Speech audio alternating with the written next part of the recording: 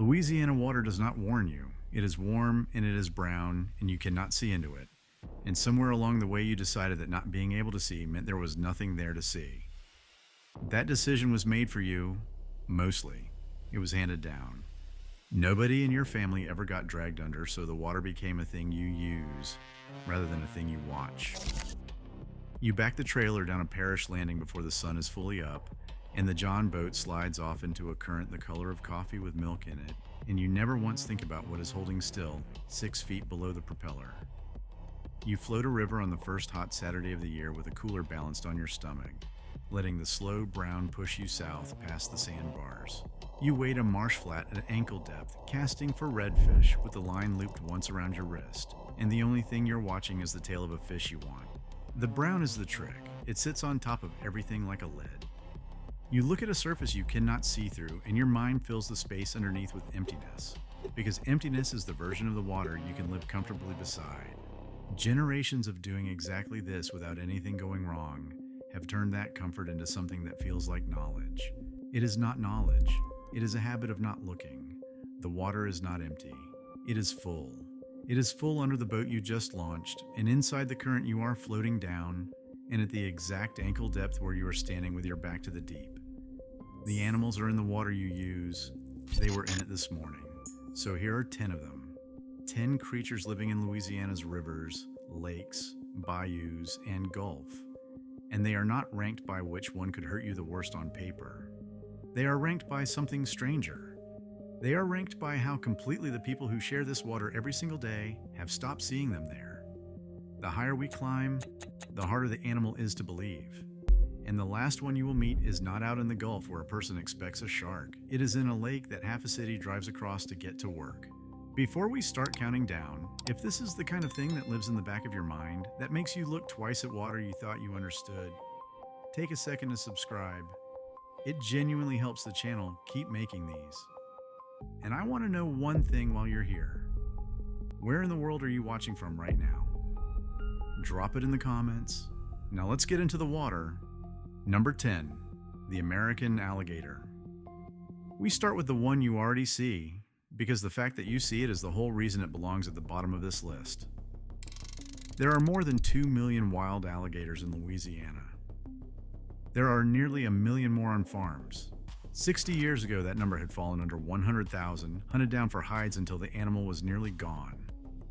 It came all the way back. Louisiana now holds more alligators than any state in the country, more than Florida. And the coastal nest count that biologists fly every summer climbed from under 7,000 nests in the early 1970s to nearly 68,000 in a single recent year. You know what it can do. When an alligator takes something large, it does not swallow it whole. It grips and it spins, rolling its whole body over and over to drown and dismember what it is holding. They call it the death roll, and it is designed for exactly one thing, which is to take a struggling animal off its feet and turn it into something still. For all of that, an alligator almost never touches a person. Louisiana recorded its first documented fatal alligator attack in 2021, when floodwater from Hurricane Ida rose over a man's home near Slidell, and a reptile close to 500 pounds pulled him under. One death, in a state with 2 million of them. That is how careful they usually are. Here's the denial though, and it is a strange one. You are not blind to the alligator. You are the opposite. You see it everywhere.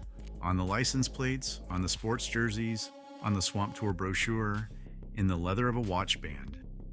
It has been shown to you so many times that it has stopped meaning danger and started meaning Louisiana.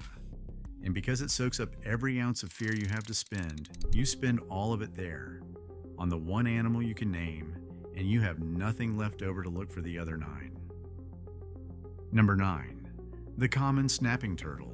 This is the one you have held, or your cousin held it, or your uncle picked it up off the road by the back of its shell to move it out of the way of the truck. It is the pond animal, the ditch animal, the thing you were taught as a child to poke with a stick and then step back from while everybody laughed. That childhood framing is exactly the problem, because the stories that came with it were mostly wrong, and being wrong in the direction of a cartoon made you stop respecting the real thing. You were told a snapping turtle bites with 1,000 pounds of force. that it can take off a broom handle, that it never lets go until it thunders. The measured truth is smaller and, in its own way, worse. A common snapper bites with somewhere around 209 to 226 newtons of force. That is not a crushing, mythical number. It is roughly the force of a heavy pair of shears. But the beak is edged like shears too, and it clamps and shifts, and it does not need to be mythical to open a hand to the bone. In Louisiana, a 15-year-old boy who tried to move one for a photo lost his left index finger to it before he understood what had happened. It is a poor swimmer of a threat compared with what comes later. It will not haul a grown person under. But it is the floor of this list for a reason. And the reason is that you filed it under harmless a long time ago and never reopened the file. The denial here is generational. It is the danger you inherited as a joke. Number 8. The flathead catfish. Now we go under the brown for real, into the submerged timber and the undercut banks and the flooded holes, because that is where the flathead lives, and it lives there the way an ambush lives, which is to say completely still until it is not. Louisiana's record flathead weighed 95 pounds. Roland Lassaigne pulled it out of Wax Lake, down in the lower Atchafalaya, in July of 2007. And that fish still stands as the state record today. But the record is not the point. The point is the animal's diet. Unlike its bottom-feeding cousins, a grown flathead does not scavenge. It eats live things. It hangs motionless inside a dark hole in a bank or a sunken stump and waits for something with a pulse to pass close enough, and then the whole hole seems to inhale. And here's the denial for the flathead, which is unlike any other on this list. People do not fear it. People reach into its house on purpose. There is a way of fishing, done all over the South, where a person wades along a bank in murky water and works a bare arm into exactly the kind of underwater hole a flathead chooses, and waits to be bitten, and then hauls the fish out by the mouth. They turned an ambush predator big enough to swallow a small dog into a summer dare. The denial for the flathead is that we did not just stop fearing it. We reframed it into a game you play with your hands. Number 7. The blue catfish. If the flathead is the ambush, the blue is the sheer mass, the largest catfish that swims in Louisiana, and one of the largest freshwater fish in the state by weight. The Louisiana record is 114 pounds, taken by Lawson Boyd out of the Mississippi River in East Carroll Parish in March of 2014. And that is not a lonely freak. The top 3 blue catfish on the state's record books all weighed more than 100 pounds. In the big rivers, biologists doing population surveys routinely turn up 30 and 40 and 50-pound fish like it is nothing, because for a blue catfish in the Mississippi, that is nothing. Sit with a scale of that. 114 pounds is a large adult human folded into a body built entirely for moving through current. And you will never picture it. And that is the denial. And it is a denial of pure category. The word catfish has been ruined for you by the small end of the family. You hear it, and you see the fillet on the platter, the fried fiddler the size of your palm, the pond stalker your kid caught with a hot dog. The word is doing the hiding. Your mind hears catfish and rounds the whole animal down to plate size, and a fish as long as a man swims under your boat wearing a name you have decided is small. Number 6. The tiger shark. If you are still with me at number 6, you are clearly someone who actually wants to know what shares this country with us. So if you haven't yet, this is the moment to subscribe, because from here the list stops being animals you half know and starts being the ones people flatly refuse to believe are there. And the tiger shark is where the refusal begins, because the tiger shark asks you to admit something about your own mental map. Say the words Louisiana water, and your mind draws a bayou. Brown, close, hung with moss. It does not draw the other Louisiana water, the blue open gulf that the same state owns for miles past the last marsh, the water standing over the drowned steel of the oil and gas platforms. That water holds tiger sharks. They are one of the true giants of the Gulf of Mexico, routinely passing 10 feet in length, and Louisiana's own wildlife department lists them plainly among the large coastal sharks that move through state waters. A tiger shark is an opportunist in the oldest sense. It eats fish, rays, sea turtles, whatever is dying, whatever is easy, and it patrols the same rig fields that a boat full of anglers runs out to on a calm morning. Attacks in the Gulf are genuinely rare, but worldwide, when a large shark does turn on a person, the tiger is one of the very few names that keeps coming up. The denial here is a border drawn inside your head. You have quietly filed the dangerous ocean under Florida, under somewhere else, under someone else's vacation. The Gulf off Louisiana feels like a working coast, an industrial coast, a fishing coast. It is also a coast with 10-foot predators cruising the shadows of the rigs, in the water flying the same flag you are. Number 5, the Gulf sturgeon. We are at the halfway point, and everything above this line is the part that stops being trivia and starts being the reason to lock the doors of your certainty. Say the word sturgeon and you reach for something foreign and something finished. You think of caviar, of Russian rivers, of a fish behind museum glass, of a prehistoric thing that surely does not run the creek behind the house. The Gulf sturgeon breaks every piece of that. It is native right now to the rivers that empty into the northern Gulf, and its western edge is the Pearl River, the water that draws the line between Louisiana and Mississippi. These fish spend their winters out in the salt and then push 100 miles up into fresh water in spring to spawn. Armored the whole way in rows of bony plates down their backs, a body plan that has outlasted the dinosaurs, they get big. Adults reach 8 feet and well over 200 pounds, and the largest one reported from the Pearl River in recent decades weighed around 300. Back in 1936, a sturgeon of 503 pounds was pulled from the mouth of the Mississippi, and it may well have been this same fish. Now here's the part that makes it dangerous, and it is unlike anything else on the list. The sturgeon does not hunt you, it leaps. For reasons scientists tie to refilling the air in its swim bladder and to signaling other sturgeon, it launches its entire armored body clear of the surface, 7, 8, 9 feet into the air, with no warning at all.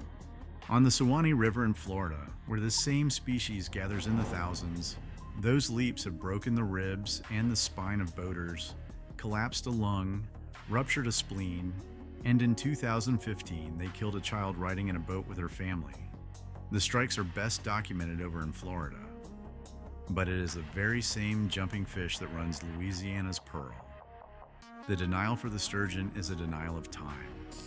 You filed it under history, under elsewhere, under extinct, and it is none of those. It is a living, armored, airborne animal in water you can drive to this afternoon. Number 4, the alligator snapping turtle. The animal at number 4 is here for a reason none of the others can claim. It is not hidden by a nickname or a border or a myth. It is hidden because you have almost certainly never once seen it, and it has arranged its entire life so that you never will. The alligator snapping turtle is the largest freshwater turtle in North America. A big male carries a shell close to 2.5 feet long and a body weight that commonly runs 150 to 175 pounds, with heavy individuals passing 220, and the largest on record sitting near 249. It can live somewhere between 50 and 100 years. It has 3 rows of jagged ridges down a shell that looks less like an animal than like a piece of the river bottom that broke off, and it grows a coat of algae because it holds so still for so long. It can stay underwater around 50 minutes on a single breath.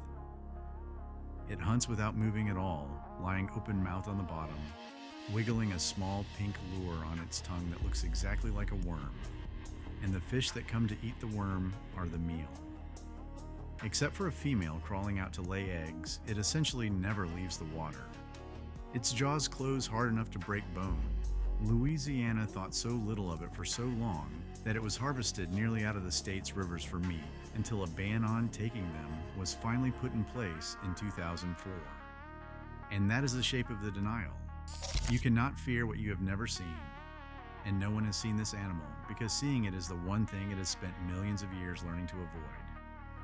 So it slid out of the picture entirely, into the category we keep for animals that are gone or made up or only real in a story an old man tells. It is none of those. It is on the bottom, right now, holding its breath, dressed as the floor of the river. Number 3, the Atlantic Goliath grouper.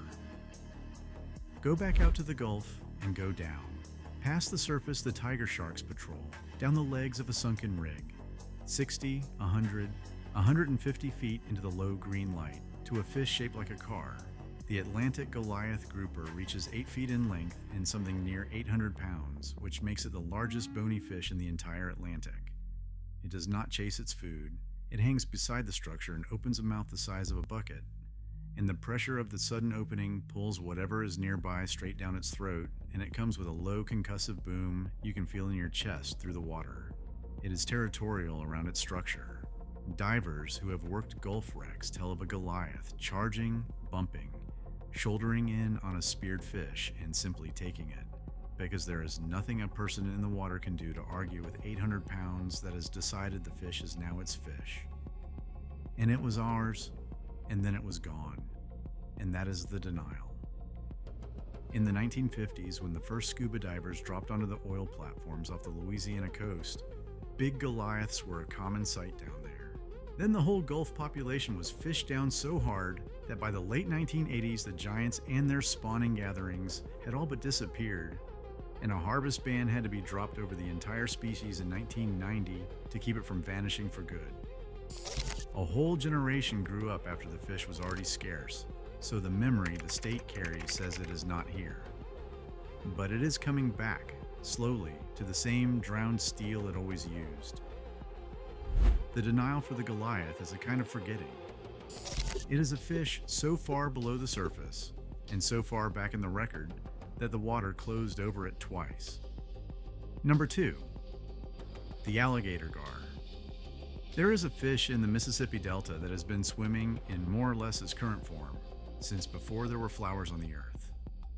The gars are one of the oldest lineages of fish still alive, tracing back more than 100 million years, and the alligator gar is the largest of them all. It grows past 8 feet and beyond 300 pounds.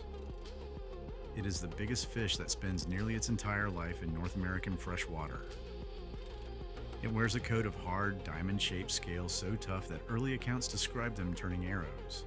It breathes air when it has to, rising to gulp at the surface with a broad snout full of teeth. It occurs across the whole state of Louisiana and is common right in the Mississippi Delta, in the state's rod and reel record. 179 pounds out of the Red River in 1997 is nowhere near the ceiling for what the species can reach. Here is what should stop you. For all of that armor and all of that size and a face built like a weapon, there has never been a confirmed attack by an alligator gar on a person. It is, in truth, close to a gentle animal. So the denial is not fear. The denial is contempt, and it was manufactured. For most of the last century, the alligator gar was branded a trash fish, a worthless nuisance that supposedly wrecked nets and ate the game fish people wanted. And on the strength of that story, it was shot on sight, poisoned, cleared out, until it had disappeared from much of the water it once ruled. We did not overlook this animal.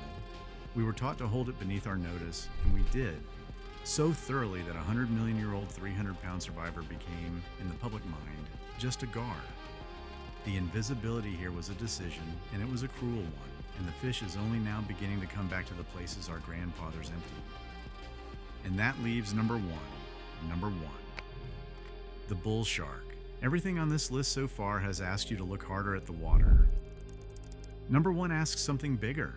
It asks you to throw out a rule. The rule is the one you have known since you were small.